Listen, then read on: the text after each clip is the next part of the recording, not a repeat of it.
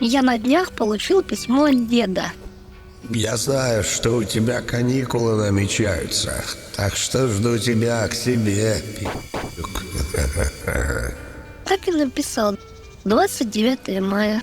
Сразу же отправился на вокзал. По дороге успел забежать в магазин, купить деду диски и джойстик на его возлюбленную PlayStation 5, которую он, кстати, украл на рынке.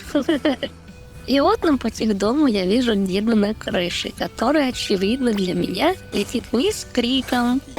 А я тарелка. Пока дед возился во дворе, я достал с пакета игры и все настроил.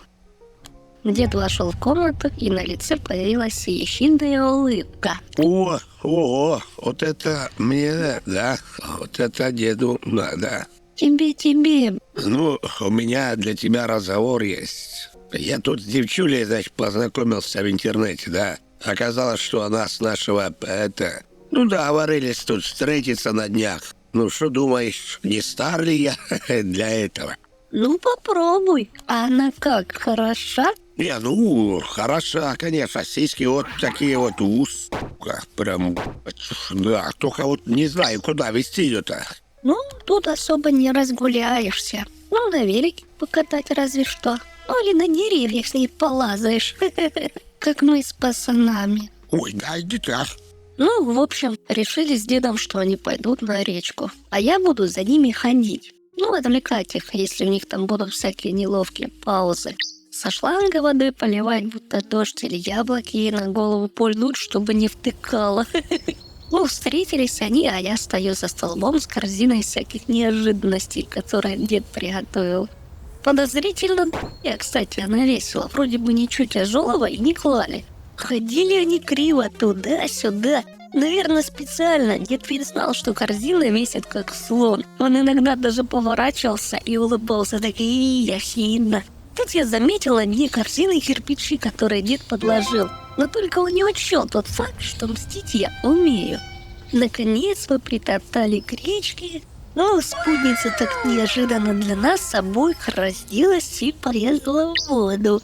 Ну, а дед мне что-то махал, чтобы я отвернулся, ну а я ему махал, ответ пёс. Баба вот это вот хороша, но тема сисек не раскрыта, ибо вин был сзади. У нас тут был уговор, когда они подойдут к дому, то дед повернется и махнет рукой, а я должен врубить музыку, и он пригласит ее на танец. Когда они подходили ближе к дому, я достал припрятанный шланг и прижал пальцами конец шланга, чтобы струя была мощная. Дождавшись определенного момента, когда дед повернулся, махнул рукой и крикнул: «Малая, это для тебя!» Я открутил кран воды и на всю со струей прям ей по сиськам.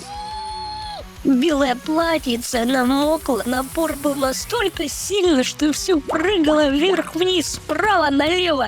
Ну и кульминацией было, когда я пробил музыку под этот танец, а она его начала бить по яйцам.